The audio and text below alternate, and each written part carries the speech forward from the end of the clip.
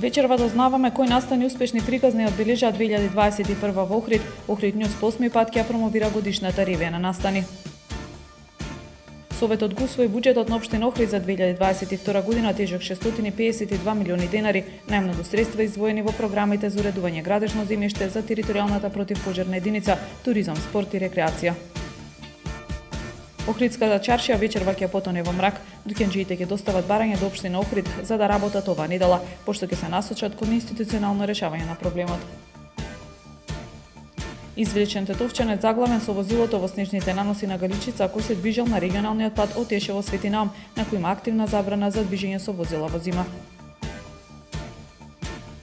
Времето утре е претежно облачно со услови за слаб дожд, температура во интервал од 4 до 9 степени.